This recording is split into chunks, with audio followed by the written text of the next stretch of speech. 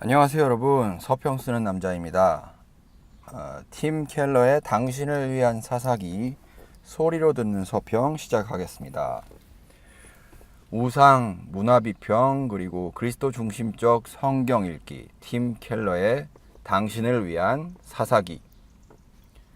팀 켈러는 이제까지 단행본으로만 총 24권의 책을 냈습니다. 24권의 책들은 크게 두 부류로 나뉘어지는데요. 신앙생활에 꼭 필요한 주제들에 대해서 자세히 다룬 주제별 단행본들이 있고, 성경 각 권에 대한 자세한 해설을 담은 단행본들이 있습니다. 전자의 경우 복음에 대해서 다룬 탕부 하나님, 기도에 대해서 다룬 기도, 변증에 대해서 다룬 하나님을 말하다와 답이 되는 기독교, 고통에 대해서 다룬 고통을 말하다, 우상에 대해서 다룬 내가 만든 신, 정의에 대해서 다룬 정의란 무엇인가 등이 대표적이고, 후자의 경우로는 신약에서는 갈라디아서, 로마서, 마가복음 등이 있고, 구약에서는 시편과 잠언 같은 지혜문학에 속한 문서들과 그리고 마지막으로 사사기가 있습니다. 전체적으로는 성경 자체에 대한 해설을 담고 있는 책들이 특정 주제에 대해서 설명해주는 책들보다 훨씬 적습니다. 구약의 경우 시편이나 잠언 같은 지혜문학에 대해서 다루는 묵상집을 빼고는 사사기에 대해서 다룬 당신을 위한 사사기가 지금까지로는 거의 유일합니다. 올해 가을에 요나서에 대해서 다룬 The Prodigal Prophet, 탕자 선지자, 탕부 선지자, 글쎄요, 한국어 제목은 어떻게 될지 모르겠지만요, 그 책이 나오게 될 예정이긴 합니다. 그렇다면 왜 켈러는 구약 39권 중에서 지혜문학에 대한 해설서를 낸 것을 빼면 예언서도 아니고 모세오경도 아니며 유독 사사기 해설서를 낸 것일까요? 거기에는 크게 세 가지 이유가 있다고 봅니다. 그 세 가지 이유는 교리적인 이유, 전략적인 이유, 그리고 문화적인 이유입니다. 참고로 이 세 가지 이유들의 공통분모는 우상숭배입니다. 첫 번째로 사사기에 등장하는 이스라엘 우상숭배에 대한 해설이 팀 켈러의 죄론의 핵심인 우상론의 기반이 되기 때문입니다. 이것은 신학적 이유지요. 켈러는 그의 책 내가 만든 신과 일과 영성에서, 그리고 그 밖의 여러 설교들에서 계속적으로 자신의 죄론이 우상론에 기반하고 있음을 설명합니다. 그리고 자신의 죄론의 핵심을 우상론으로 보는 그의 관점 때문에 보수 장로교 목회자들이 켈러 신학에 대해서 비평한 유일한 비평서인 Engaging with Keller에서 비판을 많이 받았습니다. 특히 이언 캠벨이 켈러의 죄론을 혹평하는데, 그 주된 까닭은 켈러가 장로교 전통이 보여주는 죄론의 특징적 요소인 법정적 측면을 대체로 배제하고 죄의 관계적 측면에 집중하고 있다는 것입니다. 즉, 좀 더 쉽게 말하면 하나님의 율법을 위반하는 모든 동기와 행위로서의 죄에 대한 강조를 상대적으로 약화시키면서 우상숭배로서의 죄에 대한 이해를 더 강화시키고 있다는 것입니다. 하지만 그럼에도 불구하고 켈러는 자신의 사사기 읽기를 통해서 성경적 죄론의 핵심이 우상론이라고 주장합니다. 인용입니다. 그 변명들이 뭐였는지 모르지만 그들의 죄와 우리의 죄의 핵심은 우상숭배라는 것을 기억해야 한다. 209쪽입니다. 그리고 거기에는 충분한 성경적 근거와 토대가 있습니다. 성경적 죄론의 핵심에 우상론이 있다는 주장의 근거에 대해서는 레이먼드 오틀런드의 God's Unfaithful Wife나 리처드 린스의 Identity and Idolatry를 참고하시기 바랍니다. 두 번째로 켈러는 전략적인 이유에서 사사기 해설서를 냈습니다. 전략적인 이유란 사사기가 그려내는 이스라엘의 우상 숭배가 현대 세속사회를 살아가는 하나님의 백성들이 처한 상황과 너무나 비슷하다는 것입니다. 그렇기에 현대인들이 공감할 만한 부분이 사사기에 굉장히 많이 담겨 있다는 것입니다. 당신을 위한 사사기 거의 마지막 부분에서 켈러는 저명한 구약학자인 데니얼 블락을 인용합니다. 인용 부분입니다. 구약의 어느 책도 이 책만큼 현대교회를 잘 반영하지 않는다. 이 책은 이기적 추구 속의 빈사 상태인 교회에 경종을 울린다. 진실로 경건한 리더들의 부름에 주의를 기울이거나 예수 그리스도를 주로 모시는 대신에 어디서나 회중들과 그들의 리더들은 자기 눈에 오른 대로 하고 있다. 당신을 위한 사사기 328쪽.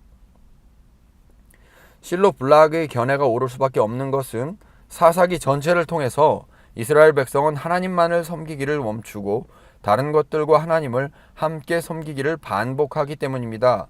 그리고 그것이 현대 서구교회나 한국교회의 상황과 너무나 비슷하기 때문입니다. 과연 그럴까요? 일단 켈러는 이스라엘의 당시 상황에 대해서 이렇게 적습니다.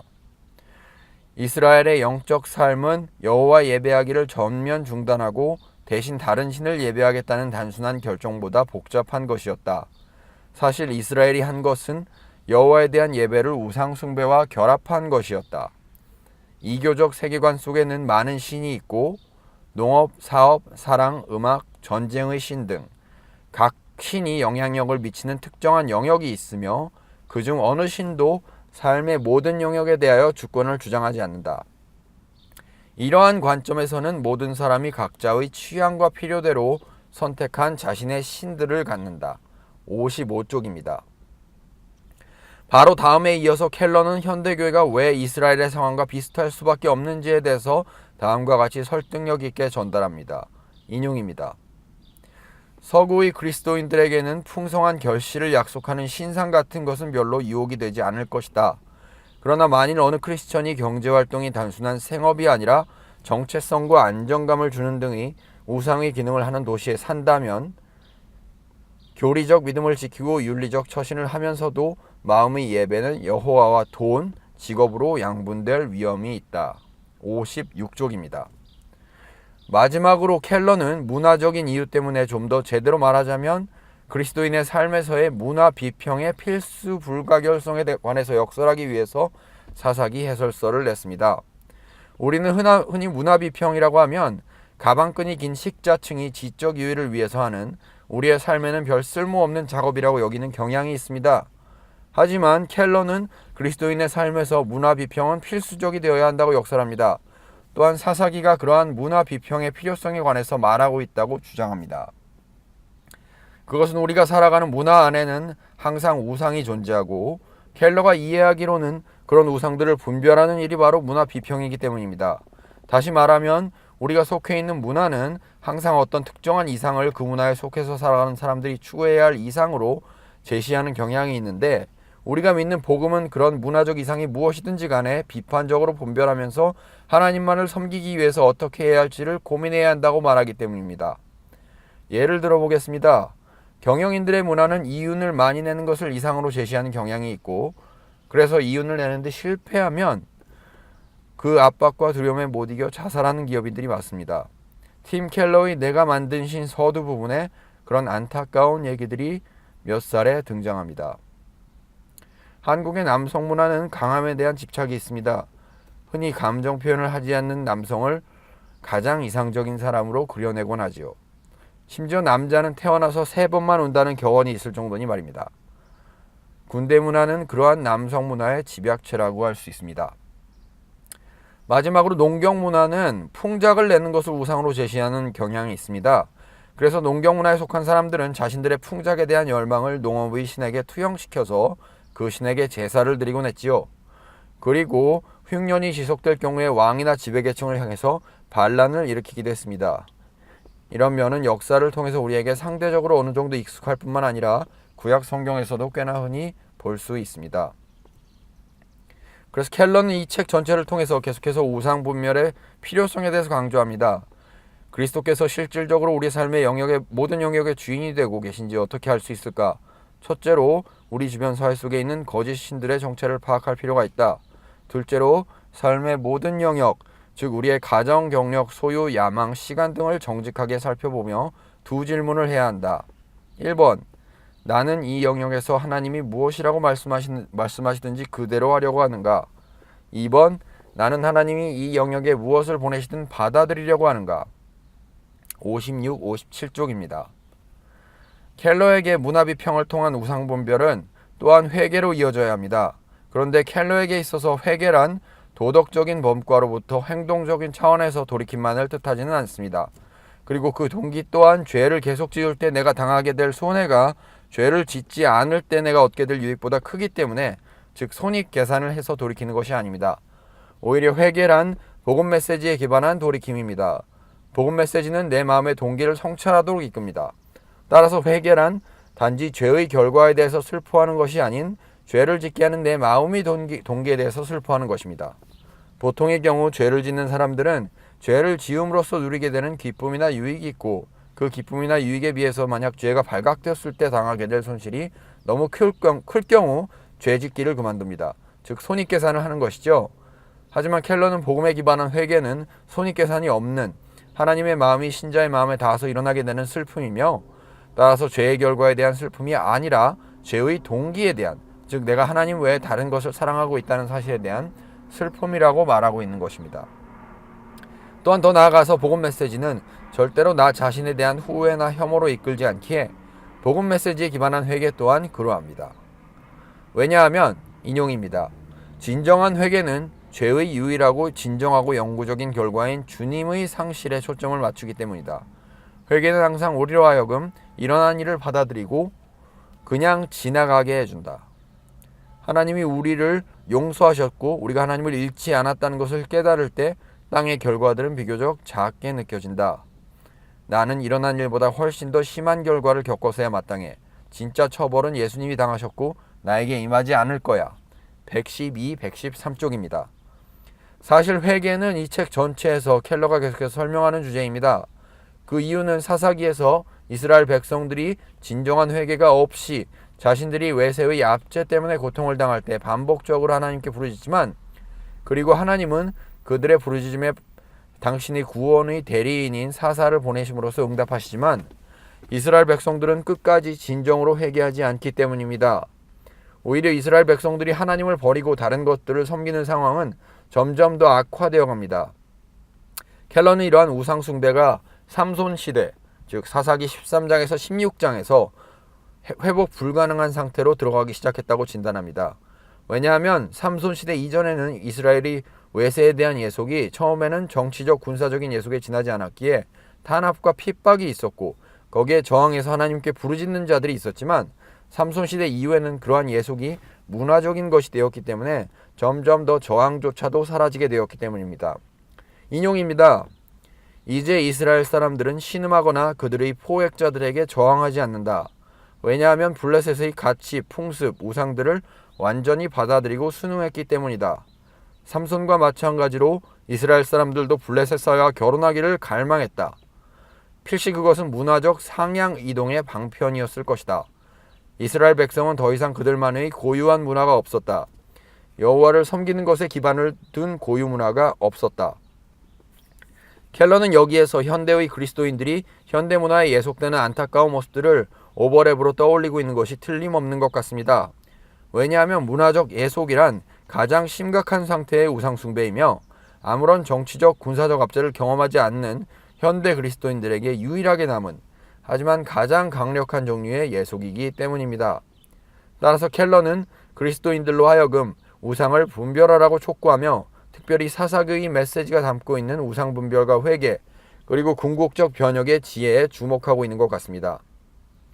하지만 그럼에도 불구하고 켈러가 세속문화에 대해서 적대적이고 경계하는 모습만을 보여주는 것은 아닙니다. 켈러는 어느 문화에나 복음의 정신과 합치하는 요소와 그렇지 않은 요소가 혼재하고 있다는 사실을 알아야 한다는 점을 강조합니다. 따라서 켈러에게 있어서는 문화란 단지 변혁의 대상이 아니라 그리스도인들이 배워야 할 것을 가르쳐주는 대상이 되기도 합니다. 켈러는 자신의 문화관에 대해서 센터 처치의 두 번째 파트인 도시 부분에서 자세히 다루고 있습니다. 각설하고 그리스도인들의 문화적 예속이 무서운 점은 우상을 분별하는 힘을 잃어버리게 만든다는 점입니다. 저는 이미 켈러의 내가 만든 신 서평에서 언급한 대로 켈러는 현대의 세속문화 안에 일과 직업이라는 우상, 로맨스라는 우상, 자녀나 부모님이라는 우상 등 다양한 우상이 존재하며 그러한 우상들을 분별해야 한다는 사실을 역설하고 있음을 주지했습니다. 이런 우상들이 무서운 점은 우상을 구원자로 삼고 있는 자들은 우상을 통해서 만족을 얻지도 못하며 우상이 결국 그들의 패망의 원인이 되고 만다는 점입니다.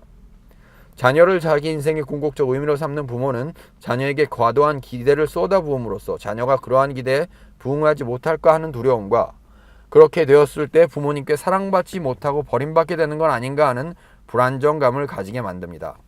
또한 자녀가 성장해서 부모 곁을 떠나게 되면 자신들의 인생의 의미를 잃어버리고 소위 빈둥지 증후군에 걸리기도 합니다. 사실 이 정도는 약과이죠. 돈이나 성공 혹은 낭만적 사랑이라는 우상들이 사람을 얼마나 망가뜨리고 심지어 죽음으로 몰아넣는지를 우리는 매일매일 신문과 뉴스를 통해서 목격하고 있으니까요.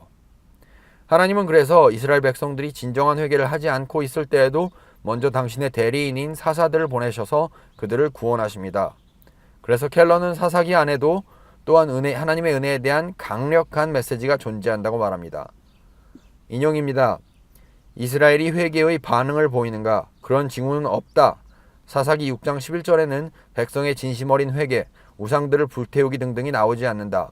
백성이 회개하지 않았음에도 불구하고 하나님이 그의 사사에게 임무를 부여하신다. 하나님은 우리를 구원하시기 전에 우리가 회개하기를 기다리지 않으신다. 우리가 아직 죄인 되었을 때 그리스도께서 우리를 위하여 죽으셨다. 로마서 5장 8절. 하나님은 백성이 진정으로 회개했다는 증거가 없음에도 불구하고 적극적으로 행하신다. 하나님은 하나님의 구원자를 모집하고 준비시키신다. 만일 누가 우리에게 계속 상처를 주면서 멈출 기미를 보이지 않는다면 우리는 어떻게 하겠는가? 우리가 그런 사람에게 보일 반응보다 훨씬 더 은혜로운 것이 하나님의 반응이다. 116, 117쪽. 여기서 켈러는 사사들을 그리스도의 전조로 제시합니다. 하지만 그리스도보다 불완전하며 흠이 많고 구원할 수 있는 범위 또한 제한적입니다. 특히 삼손의 죽음과 그리스도의 죽음을 대조시키면서 이렇게 말합니다. 인용입니다. 그러나 삼손의 죽음은 두 가지 중대한 면에서 주 예수님의 죽음과 매우 다르다. 첫째로 삼손이 다곤의 신전에 있는 것은 그 스스로 하나님의 통치 아래에서 하나님의 영광을 위해서 살지 못했기 때문이다. 삼손의 몰락은 삼손의 불순종으로 자초되었다. 그러나 주 예수님께서는 항상 아버지의 영광을 위해 사셨고 다른 사람들, 즉 우리들의 불순종 때문에 죽으셨다. 둘째로 삼손의 죽음은 하나님이 삼손을 일으키시며 맡기신 제한적 역할, 즉 이스라엘을 구원하기 시작하는 것을 완수했다. 반면에 예수님의 죽음은 단번에 완전한 해방을 이룬 최종 구조였다. 270쪽입니다. 즉 예수 그리스도는 삼손과 비교하면 흠이 없고 무결하며 또한 아무런 잘못도 없이 다른 이들의 잘못을 위해서 돌아가신 분입니다. 사사기에 등장하는 우상들과는 달리 또한 현대 세속문화의 우상들과는 달리 그리스도께서는 우리를 희생시키시는 대신 스스로 희생하셨으며 우리가 그분 안에서 지내면 지낼수록 다른 어떤 우상도 줄 수 없는 만족을 주시는 분이십니다. 사실 이런 켈러의 그리스도 중심적 구약 읽기는 전통적 장로교 신학의 그것과 별반 다를 바가 없습니다만 그의 그리스도 중심적 구약 읽기가 가진 특징은 켈러의 그리스도 중심적 읽기가 그리스도인의 신앙 형성에 아주 구체적으로 연결된다는 것입니다. 저는 켈러의 이러한 구약 읽기를 신앙 형성의 모방 원리라고 부르고자 합니다. 비록 켈러가 이 책에서는 이런 자신의 원리에 대해서 자세하게 다루지 않습니다만 그의 왕의 십자가나 설교에서 이런 면을 자세하게 다루고 있기에 7월에 하게 될 저의 강의에서 자세하게 다루게 될 예정입니다. 이 책을 읽으면서 한 가지 아쉬웠던 점은 사사기에서 논쟁이 될 만한 부분들, 예를 들면 여성 사서의 문제를 여성 목회자 안수의 문제로 연결시키면서도 목회자를 제사장이라고 이해하면서 제사장직이 여성에게 주어진 적이 없다고 해설하면서 여성 안수를 부정하는 것은 조금 비약이 있다고 느껴집니다. 특별히 신약의 만인 제사장론을 고려하면 목회자직을 제사장직으로 연결시키는 것은 왜 켈러가 이런 어처구니 없는 실수를 할까 하는 생각이 들게 만들 만큼 실소를 금하지 못하게 만드는 부분입니다. 자신이 속한 PCA 교단이 여성 안수를 반대하기에 어쩔 수 없는 부분일 수도 있겠습니다만 평소에는 굉장히 논리적인 켈러가 여성 안수 반대를 위해서 제사장직과 목회자직을 동일 선상에 놓고 이해한다는 것은 저로서는 이해하기 어렵습니다. 또한 성전, 거룩한 전쟁이죠. 성전의 문제를 뒷부분에서만 짤막하게 다룬 것은 조금 부족하다는 감이 들었습니다. 좀 더 자세하게 다루면서 치열하게 논증하고자 했다면 어땠을까 하는 아쉬움이 남는 대목입니다. 하지만 전반적으로 이 책은 언급한 대로 우상을 이해하고 분별하는 데 큰 도움을 줄 수 있기에 가치 있는 책이라고 할 수 있겠습니다. 일독을 추천합니다. 감사합니다. 서평 쓰는 남자였습니다.